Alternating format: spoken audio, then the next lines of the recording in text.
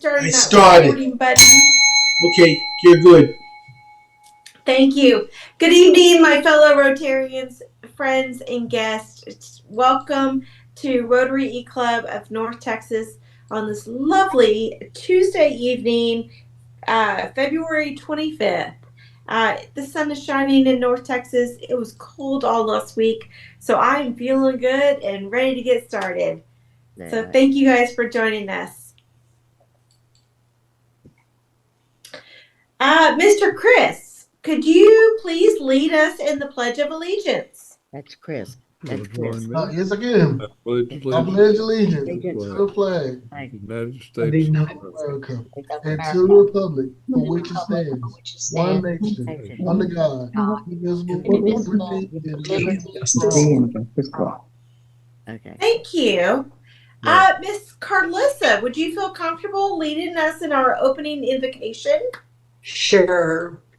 As we gather here today as members of Rotary, we pray that we are ever mindful of opportunities to render our service to fellow citizens and to our community, keeping in mind always the enduring values of life, exerting our efforts in those areas and on those things upon which future generations can build with confidence. Let us continue to strive to make a better world. Thank you. And Miss Linda, you and David just got back from assembly in Florida. So I would like you to go ahead and read our vision statement and share a little bit about the vision of Rotary and what you've learned in Florida.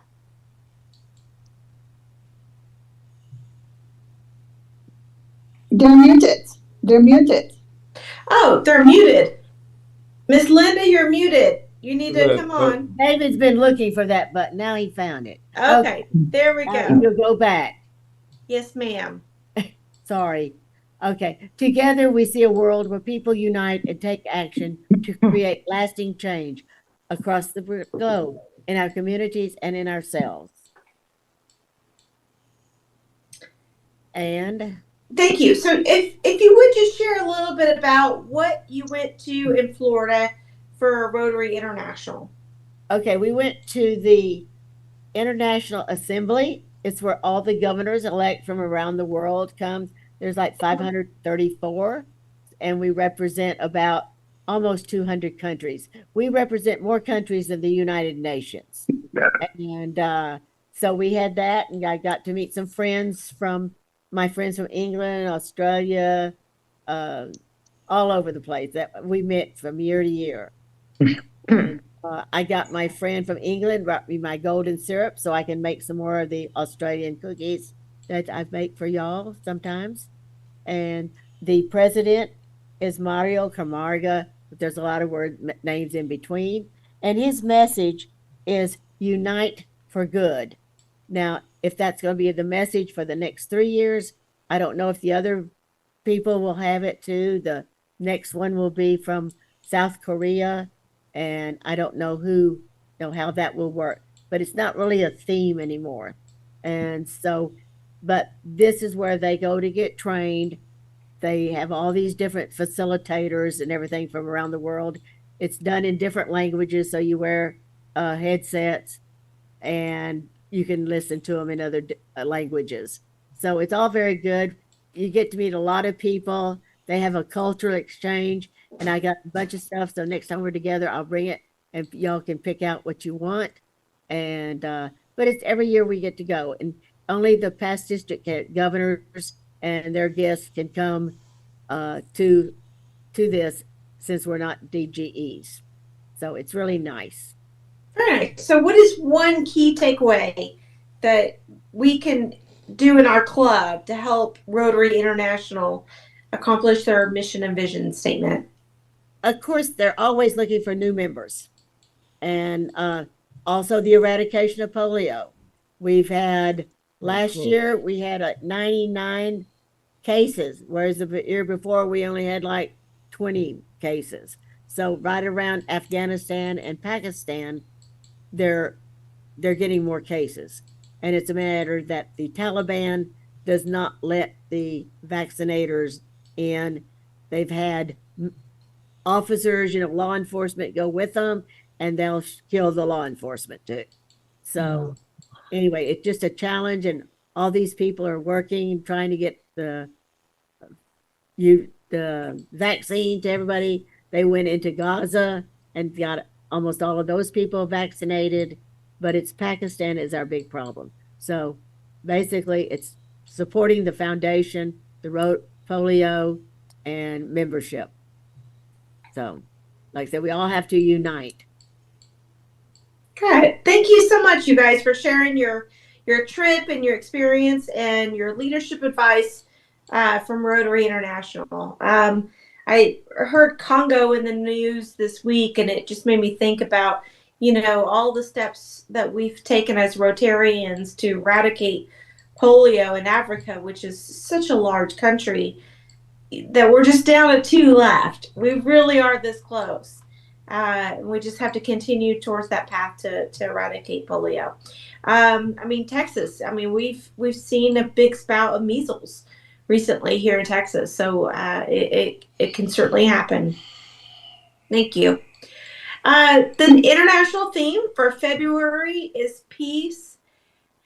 And you guys, no matter what your political affiliation is, I just want to promote peace within ourselves, within our community, and within our friendship as Rotarians. Just love one another this month. I've had a little bit of emotion and brought that to the workforce. So even myself is having a little bit of anxiety on the political front. And just if we can have peace and love each other, let's just promote that this month. Once again, this is our theme for the month, or not theme, but carrying on the magic of Rotary. Linda has served as 35 years as a Rotarian. She celebrated 35-year anniversary earlier this month. She wasn't able to join us at the last meeting. So Linda, we congratulate you. We thank you. We honor you for 35 years of your service to Rotary. Thank you. And the new club runner will tell you when you join, right? Well, yeah. That's how I found out. I thought it was only 31 years, but then I saw that it was actually 35 when I went into 35. That's awesome. Congratulations, Miss Linda. Thank you. We do have a few birthdays this month. Miss Robin and Miss Juliet and myself have birthdays this month. So wishing everybody a happy birthday and a prosperous year ahead. Just a heads up, we have club leadership training. Chris will be headed off to PEDS, which is President-elect training. What is that? Is that next week or this week, Chris? It's actually Thursday and Friday. Oh, you got it coming up this week. Mm-hmm. Super. So Chris is going to be our president for the next 2 years. He's going to head off to training this week. But that it doesn't end there. We have district training on April the 5th. It's on a Saturday from 8 to 12:30. The cost is $15, but I'm really encouraging you, if you've taken on any leadership position, or if you're interested in serving in an additional capacity with our club, please come. They're going to have different sessions here. So we'll need to coordinate who's going to be joining what sessions to make sure we get the most out of the sessions. And then afterwards, I thought, hey, let's just get together and go to lunch and do a little collaborating and share what we all learn and takeaways and what can we do to improve our club. So put that on your calendar. I'll share the link once it's available so we can get registered and signed up, and then we'll find a place for lunch afterwards. The following Saturday, Jack is our kind of our social guru. So Jack has coordinated an in-person potluck in the park for those in the Dallas area for Saturday, April the 12th from 1 to 3. We're kind of wanting to use this as a great opportunity to not only fellowship among us, but to invite people. show the joys of Rotary. So bring a friend, uh, bring a dish to share and your own drinks and cheer. We've got Miss Linda already reserved the pavilion. We have bathrooms there. So this is going to be a great time. Bring the family. We've got some activities and games. So it'll be a great opportunity for us to network and just kind of love on each other as friends in Rotary. So that's coming up April the 12th. Any other announcements, you guys? No. Okay, well, with that, Mr. Howard, I'm going to turn it over to you to introduce our speaker. And then Actually, I'm going to be doing it. Oh, Yeah, you okay. gotta let it's Linda's speaker Miss this week. Linda, and then Miss Tiffany, do you want to take over the screen share, or would Yes, you like me to please. just leave this screen up? I want to take over if that's all right. I've got Yes, a ma'am. bunch of stuff to show you. You got it. I'll go ahead. Okay, I will introduce her. It's my pleasure to introduce Tiffany Kellerman Williams, who is a voice artist. Tiffany graduated from UNT in Denton with a bachelor in theater with an emphasis on acting and directing. In 2013, Tiffany and her husband Sean established their business, Airbending Media Productions. They work on producing audiobooks. Tiffany has coordinated charitable work with Collin Theater, Cares Foundation, Scholarship. Also, she's worked with the Plano Children's Theater and the Plano Symphony Orchestra when she lived in this area. She is the author of the children's play, The Great Texas Treasure Hunt. In her spare time, she's a Girl Scout leader. She currently lives in Northern Virginia, and I met Tiffany when she was on my GSE team, which was group study exchange, which Rotary no longer has. But we went to England for a month and stayed with Rotarians and went to visit companies like Tiffany went to some theater groups and I went to some hospitals and visited with doctors and all of that. So I had 5 other ladies and we had a great time, I think, for a month. We did. Tiffany, it's my pleasure. All right. Excuse me. Thank you, Linda, for inviting me. This is really fun. I enjoy talking about what I do, so I'm excited I get to do that with you all. So let me get my, come on, screen. Oh, man. There it is. Share. All right. So, little presentation I have put together. So I am an audiobook narrator. That is the primary focus of what I do. But I also do some other voiceover and production things too, which we will get into as we move on. All right. See, I'm terrible at this. Let me make sure I can move the page. There it is. Okay. So Linda gave you a little bit of my background. I do have my degree in theater. And when I moved to Virginia, we had a terminally ill family member living with us. And there was a sequester going on, and my husband was a government contractor. And during the sequester, they laid off like a third of the workforce. And unfortunately, that was him. And I was stay-at-home mom, but we had to figure out something we could do from home so we could still take care of our ill family member. And a friend of mine who was out in LA said, "Hey, you've got theater training. Your husband actually does audio engineering on the side. He was officially trained and certified in that." He said, "Why don't you try auditioning for some audiobooks?" So I did. And we've been working consistently for the past 12 years. We're very fortunate. We have had zero downtime. We actually have to put in downtime so we have some, we have breaks. But it's been a really great career for us. And it has allowed us to work from home, be there for the kids, take care of the family member while she was still with us. It gives us a lot of really great freedoms. Also challenges because you're running your own business, but it's all good stuff. We call ourselves Airbending Media Productions because sound bends the airwaves. So that's where that name came from. And that picture on the left is my sound booth, which is what I'm sitting in right now. It's about the size of a hall closet. I can't put my arms out all the way because it's so small. But this is what I sit in for probably 6 to 7 hours a day, and I record. Yeah, so that's that part of it.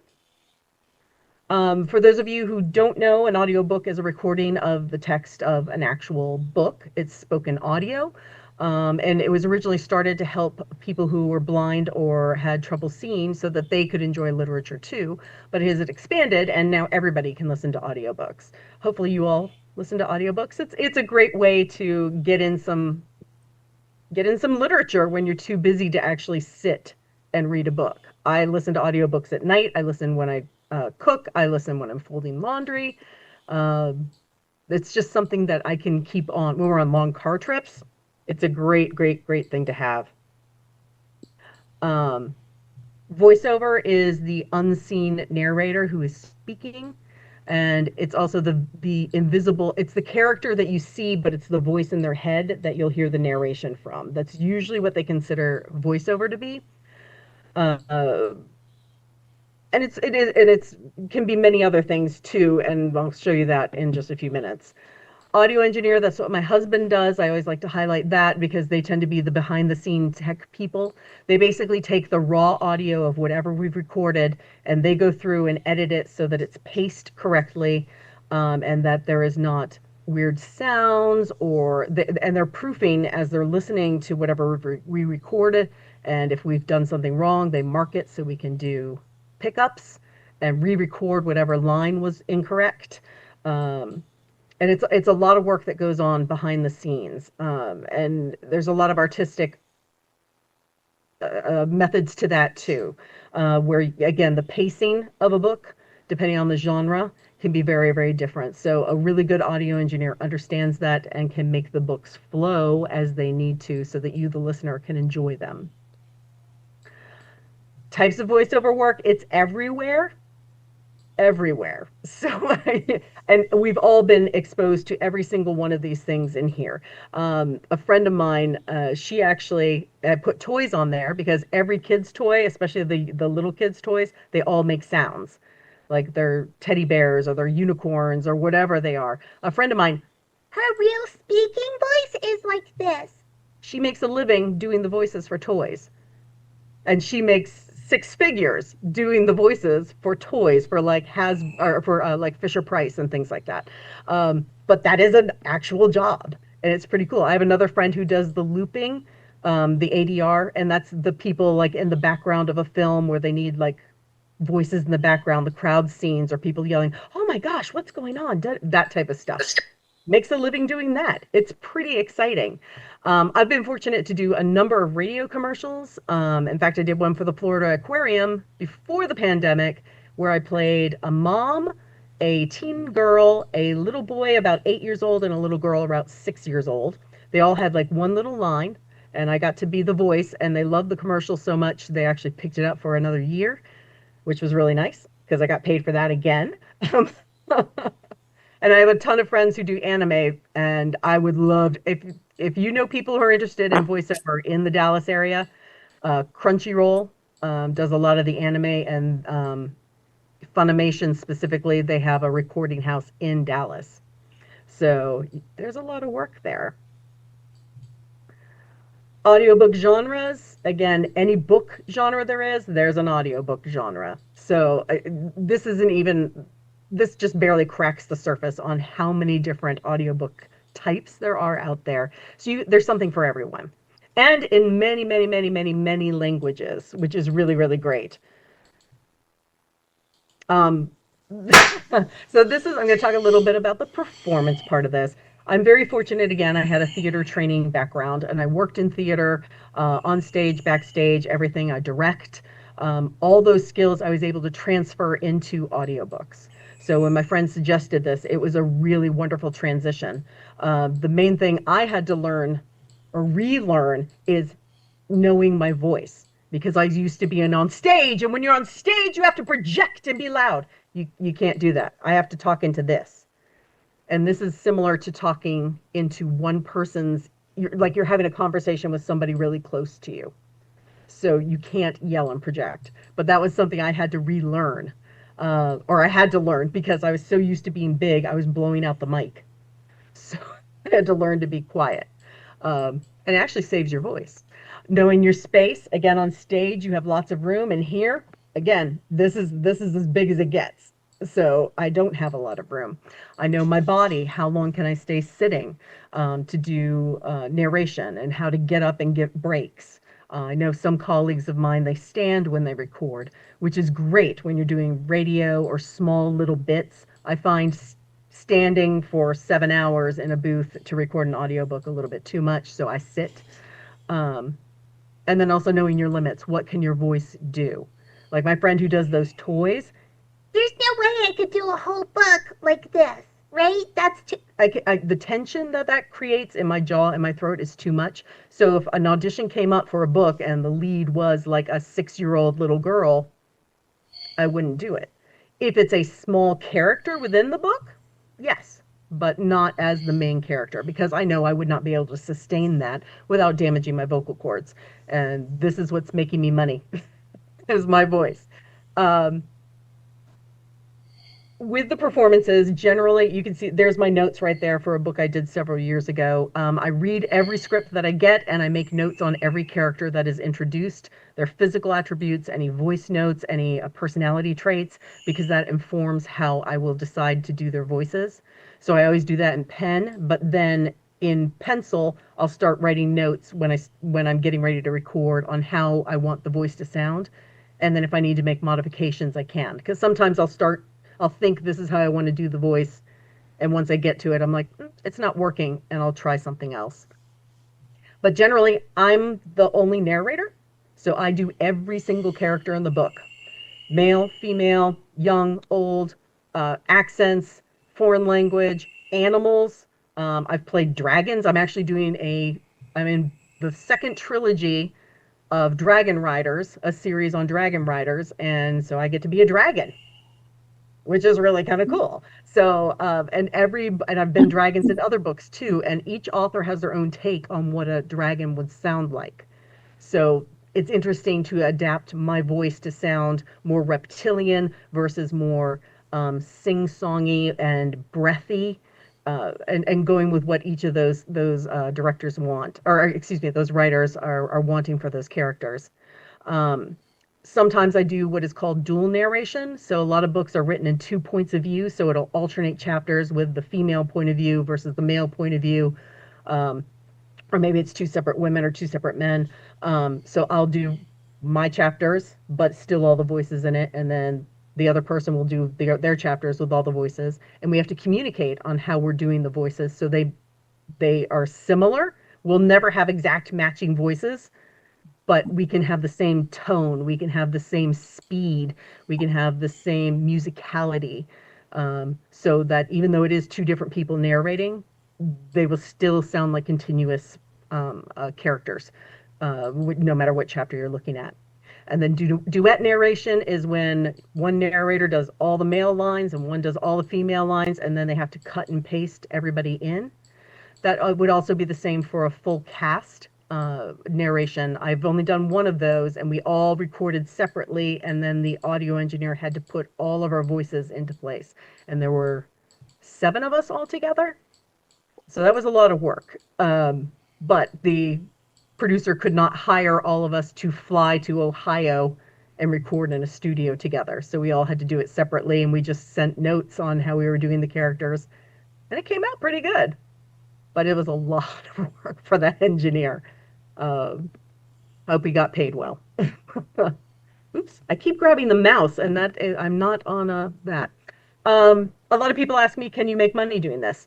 Yes, but it kind of depends on what you're doing.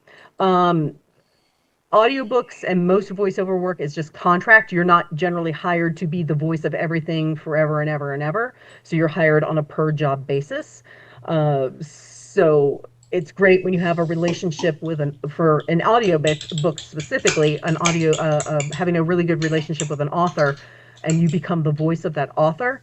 You get to do all their books. Like I'm in book 16 of a series of paranormal cozy mysteries, and I love it. I feel like those characters are part of my family. I can do their voices like that because they're so ingrained into me at this point. But I'm doing all of those books. She's not hiring anybody else to do it. It's just me. Whoop, whoop. So that's guaranteed work as soon as she writes them.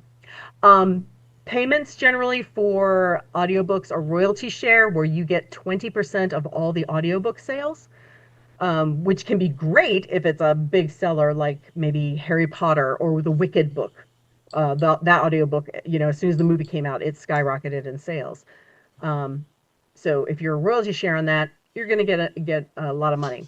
But mostly you get paid per finished hour. So you have a set rate, depending on where you are in your experience level, and you pay out of that.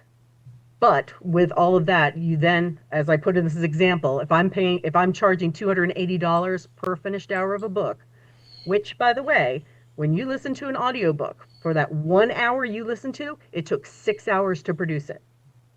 That's from reading the script and prepping it, making all your notes and doing all your research. That's recording it, having the audio engineer go through it. That's doing pickups. That's putting everything back together again, mastering it, getting it through a second QC, doing a second set of pickups as needed, and then it going off to be published.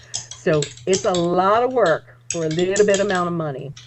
And you have to, as me, the narrator, I have as when I'm doing independent contracts, I have to pay the audio engineer, which is my husband, but he still gets his money. And I'm part of the union, which is SAG-AFTRA for voiceover artists, and for audiobook artists. So I have to pay into pension and health. So I have to do all that. So instead of making $2,800, like it says here, I'm only making $1,400 by the time I pay everybody out. So you make some money, but it doesn't mean you're going to be rolling in the dough. But I have a number of friends who make over 6 figures a year. So it is possible. I think once both my kids are grown and out of the house, I'll have a little more free time and I'll be able to do that too. But it's very important to me to stop at the time the kids get out of school, and I'm there for them and their activities and things like that. So my oldest is in college now, so that's taken a little off, but now my younger child is doing a lot of activities. So it's building back up again. If you're in a right to work state, they don't have to honor your union rates. Virginia is a right to work state. I believe Texas still is. It was when I lived there. So that can be a little bit tricky. Again, if you're a member of the union, we do have minimums we have to charge. And there's a percentage of the pension insurance that comes out of everything that we do. So we have to follow those rules, but it's good because I had an issue with an author that I was working with, and the union was able to advise me on how to proceed based on her unrealistic expectations and demands. So that was really great. Video game production, a lot of people really love doing that, and it's super fun and exciting. But what they're finding is, like, if there's a video game that comes out and you did a voice on it and you were paid maybe $2,000 for 5 hours of work, during that 5 hours of work, especially if it's something like Call of Duty or something like that, you're yelling, you're screaming, you're pretending to get punched or kicked, you're having to react like that, and you have to physically make those noises like you just got punched in the gut, right? And that's a lot. That's a lot of strain on your throat. But you just made $2,000 in 5 hours. But what they do, it's called, say, Call of Duty is the example. It was so popular, they decided to make a part two. And your character is in part two, but they only bring you in for 2 hours and they only pay you $1,000, because what they did was take all your old stuff and transferred it into this, and you're only going to be doing a few new things. And every time a reiteration comes out, they're reusing your voice and you're not getting paid for it. So there's a lot of struggle for people to, because these video games are making millions and millions of dollars. There's no reason the people voicing these characters should not be getting some money from that. So there's a lot of problems. There was a strike a couple of years ago.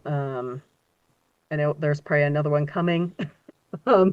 And possibly with animation too, because it's the same type of thing where people are not necessarily getting the funds that they should for their artistic contributions. Because if you look at a movie, when somebody's in a movie, they get royalty checks. If they're in a TV show, they get royalty checks. But these people who are doing the voices for the audiobooks, for the videos, for the animation, they're not getting anything. And that's a big discrepancy. Also, other things, you can work with artists overseas and authors overseas, which is great. I'm actually the company I'm working with now on the Dragon series. They're based in England. But you have to look at the money exchange when you quote how you want to be paid, because that can be, I've had some friends have some issues where they quoted US dollars instead of Canadian dollars, and the exchange was off, or, so you got to be careful of that. But it's pretty cool. This is just a small smattering of some of the books that I have done. If you want to go to Audible, you can, well, click on this link if you want, or just look up Tiffany Williams and then click on the narrator, Tiffany Williams, because there's an author named Tiffany Williams, which is not me. And it'll give you a list of most of the books. Not all of my books are on Audible, but the bulk of them are. For an example of a book that is not on there, I did a book for the women's prison system, and it was a book on how to meditate when you're in a cell. So that book will never be heard by anyone except those in a women's prison. So I've never even seen the cover of what the book looks like. I recorded it, they took the files, and it's gone. But it's there, and it was really interesting. But from this look, from the pictures here, you can see I do a number of different things. There's fiction, there's nonfiction. On the fiction, I've got women's fiction. I've got a dragon series, so it's fantasy and young adult. Girl in the Shadows and Wisteria Witches are both cozy mysteries. Wisteria Witches is paranormal. Trust Me is psychological thrillers. The Wedding Wager is what they call a sweet romance. So just hand holding and kissing and hugging, that's it. Not the full on steamy romances. Yeah, and then a whole bunch of nonfiction dealing with workplace, social media, teens, even veganish, how to cook vegan food, but also to make it vegetarian, or she tells you how to put meat in it or not. So it was actually kind of an interesting book to narrate recipes. It was kind of interesting, and some good recipes. Do we have time to listen to a few samples, or would you all be interested in that? Okay, so this is a clip from Wisteria Witches, which again, I'm on book 16 of that series. She's going to be writing it. I think I'm going to get it this summer to record. This is the first book, and I picked this one because it's got, I said, lots of voices. It's a lot of voices, and it's a paranormal cozy mystery. So let's see. Uh-oh. It's not playing. Hold on. Do you all hear it? No. Shoot. Hold on. It played earlier. Oh my gosh. Okay, let me see if this one's going to work. Okay, so maybe we're not going to listen to any of this. I'm sorry. It worked when I ran it earlier. I don't know why it's not working right now. Okay, well, the party scene with the Wisteria Witches, there was a mom and a daughter that are similar to the Gilmore Girls as far as the relationship, with a younger mom and a younger daughter. There was the next door neighbor's little boy who's really creepy. There was his dad and his grandfather, and the grandfather turns out to be a shapeshifter and turns into a snake. The boy turns into not in this particular scene, but he ends up being a, oh my gosh, what are the dogs that guard the devil? The one with 3 heads? So I can't remember what it's called off the top of my head. But anyway, and then the main lady, she's actually a witch. Cerberus. I'm sorry, what? Cerberus. Thank you, Cerberus. I don't know why. My brain. It's late. So they're in there. There's a librarian who turns into a flamingo. And when we got to the book where he actually did his first shapeshifter, I had to speak like a human and a flamingo. So I had to research, this is part of the fun part, I had to research what does a flamingo sound like, because I had no idea. They actually sound very similar to Canadian geese. So I somehow had to do a honking flamingo voice while he was trying to say words at the same time. And it was so funny, trying to come up with a voice so that you could understand what he's saying and it not be something that blows your ears out. But it was a lot of fun trying to figure that one out. From tweens to teens, if you have any tweens or teens, it was a really good book on how to help them adjust with all the social pressures and their feelings changing and all of that stuff. I really thought that was a really great book. And then the silly outtakes were all the weird stuff that happens, because when you're recording, you're reading, but when you read out loud, it's a whole other thing. Um, a lot of people will say, "Oh, this is so. I love to read. I can do this." Yes, you can. But here's what I'd recommend: you go into a closet with your favorite book and start reading out loud. And every time you mess up, you stumble on a word, you take a weird pause, you say the wrong thing, stop, go back to the beginning of that sentence and start over and see how far you get. Because that's what I do. It's called punch and roll. So I will start recording, and if I mess up, I have to stop, go back to the beginning of that sentence, and start up again without making it sound like I stopped. You have to keep the same energy with that piece, so it stays consistent. And again, even if I catch myself with, like I said, something wrong, or I stumbled on a word, or I sneezed, or my stomach growled, because you'd be amazed, these mics pick up everything. You have to stop and start over.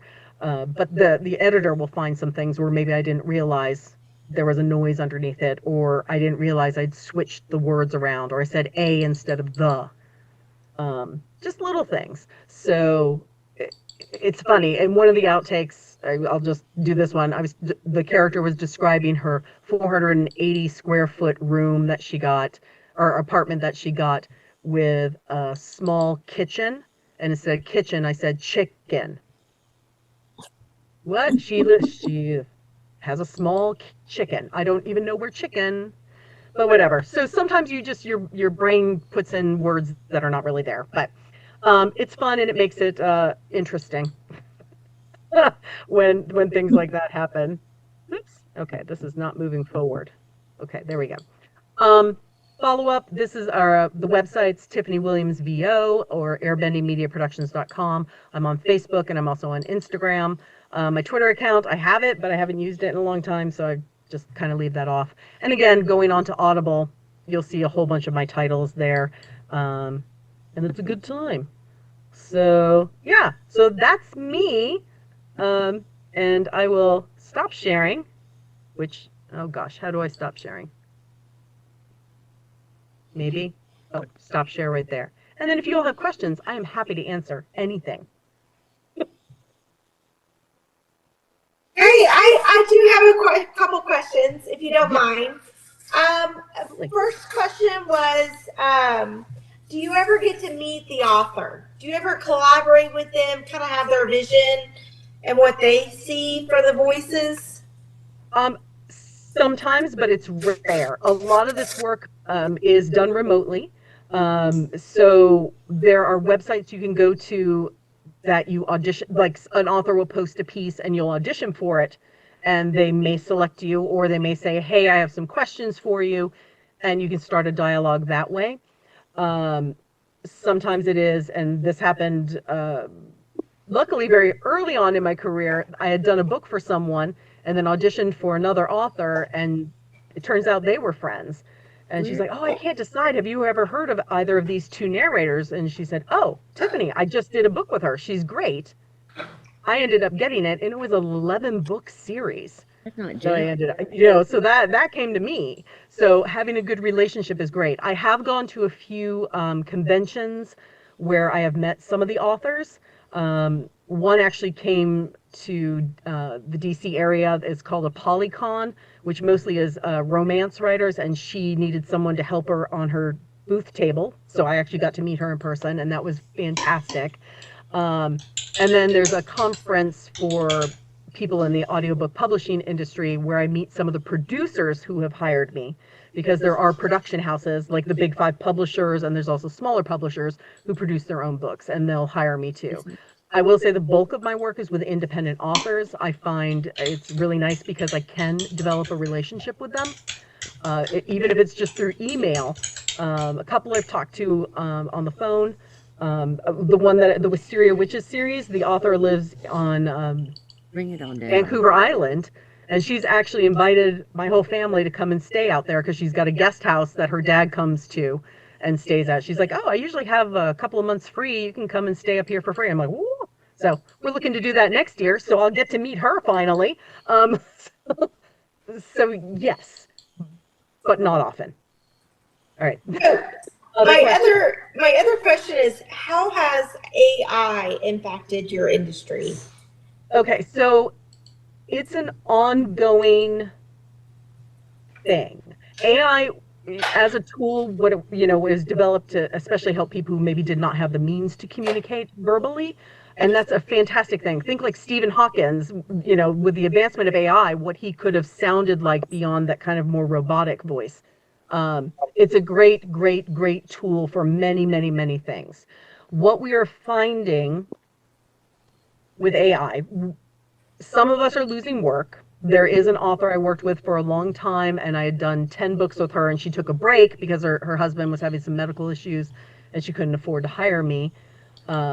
She has switched over to AI, and she didn't tell me. I was like, gosh, I wonder if she wants to get back to these. And I looked it up, and it's there. There are some authors who feel like they can't afford narrators, but listeners are finding you can't afford to use the AI because AI, as great as it can do, as it can be, it doesn't have the warmth, the depth, the emotional experience that comes from a real voice. Like, you're not going to want to watch a movie with AI actors and things. It's not going to have the same effect as the real human voice. So there are several organizations for voice actors. NAVA is a big one that is working on Capitol Hill to get restrictions in place, because the other issue with AI is they're stealing voices. And that's really, really bad, especially if they're using your voice on stuff you wouldn't normally want to have your voice associated with. Whether it's political, or you don't want to do romance, or it's a religious thing, whatever it is, you don't want your voice attached to that. And you're not getting paid for it either. So I have a colleague whose voice was stolen. And so I don't know where they are in the process, but she is a member of the union, and unfortunately they did not have rules in place before then, but they are trying to work with her to see about doing it. A friend of mine, when TikTok started, there was a voice that was like, "Can you believe this? I'm the voice of TikTok." That was my friend's voice in Canada. They stole hers. She used her voice for an English training company based out of China. They sold the files to somebody else, and they took it, and she was the voice. You can still hear it on TikTok sometimes, and Instagram and Facebook. You'll see it on different reels. She sued and won. I don't know what the settlement was, but she sued. She won. Her voice is supposed to be off, and they hired somebody who sounded like her, who was a DJ, and bought her out for next to nothing. So it was like the voice of Siri. She was hired just to say words, and her voice is everywhere. She has received not a single cent since then. And she only got a few $100s to record that. And she's everywhere. I think Chris is wanting to say something. Oh, yes. Go ahead. Oh, yeah, mine is going to be brief. Thank you for the presentation. I was going to ask, did you have a voice coach to groom you to do this, or did you already have that training? So with my theater training, one of the things they do teach you is how to use your voice. So I had a bass training. I'm also a singer. Even now, as we age, our voice changes. So I'm now taking singing lessons to help keep my vocal cords healthy and happy. But when I started audiobooks, I specifically hired an audiobook coach to teach me mic technique and how to use my voice where I'm not, again, because I was theater, and I can't be theater. I mean, I have to be theater, but this big instead of that big. So yes, I did hire somebody, and I've worked with several, and I still to this day will take classes. I was on a Zoom at lunchtime today It was about efficiency in your working. It ended up being stuff I already did, but it was interesting to hear it from these two other narrators that I have been in contact with over the years. One I've met in person, the other one I have not, but it was nice to hear them talk about that. So training is important. It's not something you just ta-da, walk in and start doing audiobooks. It's a lot more work than people think, and there does need to be some training.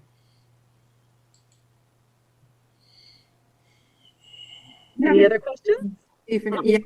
What is the percentage of books that get recorded? I don't know. I know there is a huge backlog because, books on tape was probably the first big thing, and that started sometime in the 80s. I want to say early, mid 80s. But there's books from way, way, way, way back, and all the public domain books are available to do. I mean, there's just so much out there. So I don't have a percentage, but there's stuff where I could work every day of my life if I wanted to. On books, because there's just so much out there, and there's a huge demand for foreign language ones. So Spanish speakers, Germany is one of the bigger countries that like audiobooks. So I have friends who are bilingual. They work all the time. Of course, French. And I'm sure there's other countries, but those are the three that I most see people asking for. Do that. Yeah. So I wish I could give you a number, but there's a lot. Thank you. Yep. I have a question, Stephanie. Earlier last year, I was working with Envision, which is for the blind, and Jennifer Wilson was also in work with that. And we had a gentleman from DC, and they were looking for people to voice movies that describe it for blind people so they would know what is actually happening. Do you do something like that? I don't, and I can't. I'm actually doing. I think it's March 4th. I'm sitting in SAG-AFTRA offering a class on that, and it's called audio description. Yeah. So it's literally they'll be like describing the shot is panning across an open field. There are 3 horses eating, and how that happens, and then they stop for the dialogue. I actually turned it on because if you're on Netflix, you can turn that on, and I'm sure Prime and other things you can too, and you can listen to that. It's really interesting because sometimes they have to talk really fast, or sometimes they have a nice long break where they can describe what's going on. So I'm going to learn about that because I think that would be a really interesting thing to pursue. And I don't know if that's something you'd have to be in LA to do, or if they allow people to work remotely. Well, this man is in DC, and I do have his call. I'll look and see if I have it. Jennifer may know who I'm talking about. Yeah, his name is Joel Snyder. Yeah. Okay. But I'll get the information and send it to you. Maybe because they're looking for volunteers. It's not a paid job, but they are looking for volunteers. And I know you do a lot of volunteer work, so we appreciate that. So, and I love doing volunteer work, and I mean that's something that I could consider work, especially to gain experience in something like that. I think that would be really an interesting thing to pursue. And some people have to have agents to do these types of things, but because this is volunteer, I don't think that would be required. And if it's for a nonprofit, it is. Yeah. So So and I know the Library of Congress will hire narrators, but you have to go in, and they don't pay very well. So I have not pursued the Library of Congress. Although I think that would be really cool to work at the Library of Congress. It's an amazing building, but I'm like, no, they don't pay union rates. So, but yeah, I would love to find out about the audio description options because that would be interesting to pursue. And this Mercedes, hold on, Yes. Mercedes, you have a question, but you're on mute. You're on mute. Mercedes, you're on mute. Mute. Okay. There you go. Do you record a lot of medical books? I have not. I auditioned for a few of them, and I found them more challenging. It sounds weird, but it's not natural for a lot of those medical things to come out of my mouth. I did do an e-learning, well, what is it called? It was an interactive game for Code Blue for nurses to learn. So I played a nurse, and I had to say every single line 3 different ways, so that as the people are going through it's a virtual reality simulation of Code Blue. So running that in person is too expensive and takes too much time. So they created this virtual reality thing. So I was the voice of the main nurse. And that's as close as I got to it, but it took a while for me to say those phrases naturally. But I have a couple of friends who actually used to be nurses that are now audiobook narrators, and they focus on the medical books because they understand that terminology. They're used to saying those prescriptions and those, the actual terms. Acetaminophen I can say, but that's Tylenol. But when you start adding all this other stuff onto it, it is not my forte. So I've chosen not to do that. It's like I chose not to do voices for toys because it's not my wheelhouse. It could be, but I don't. No. I like the fantasies and the mysteries and the nonfictions. Anyway, yes, Tanya. I was really impressed that you actually know Canadian geese sounds, and now I'm curious what the dodo sound is. Oh, you know what? I have no idea. I would have to look that up. No, you said that you did some kind of, I'm sorry, not dodo. Flamingo. Flamingo. When you said flamingo, I went to dodo. Yeah, so because of Alice of Wonderland, dodo and flamingo to me is a little bit, similar. Let me think. So when the character turned into a flamingo for the first time, he was trying to say help. So I think it came out probably something like this. It would have been like, help, help, help, that kind of thing. So it was a Canadian goosey, but he's trying to say help. So, yeah. Why Canadian goose? Isn't there any other goose that makes that sound? There probably are, but that's when I looked up flamingos specifically and was watching videos of them. That's what it made me think of, because it was also fall and we have Canadian geese flying all the time around here. So we're on one of the main treks. So that's immediately what it made me think of. So that made it easier to emulate and incorporate into Frank's transition into flamingo. Very impressive. Can you whistle? Do you? Not very well. Is there whistling? I guess in narration there is not much of a sounds that are not vocal. I've never been asked to whistle in a book. Sometimes they'll say she whistled or he whistled, but there are graphic audio. They actually produce full cast recordings, and they also do sound effects. So in that instance, they would probably have the actors, like they do a lot of westerns, like spaghetti westerns. So there's that whistling kind of thing in there. So probably in that, but I have just not come into it. Can I ask you something? Yes. Who do you think was the greatest voice talent from Hollywood? One of the ones I listen to all the time now, and I was really surprised, is Will Wheaton. If you remember him, he was on Star Trek Next Generation. He was Wesley, the little boy. He was also in the movie Stand By Me. He is an incredible narrator. I had little hope, but we wanted to listen to Ready Player One before the movie came out, and he's phenomenal. So he's one of my favorite. But there's some, James Earl Jones, of course, has an amazing voice. There's so many great voices. Meryl Streep. But I'm really enjoying Will Wheaton, and he does some really quirky books in fantasy and sci-fi, and it's been a lot of fun to listen to that. Thank you very much. Wow, what a great presentation, Miss Tiffany. What a great engagement. This has been a great presentation. Thank you for coming to our e-club tonight.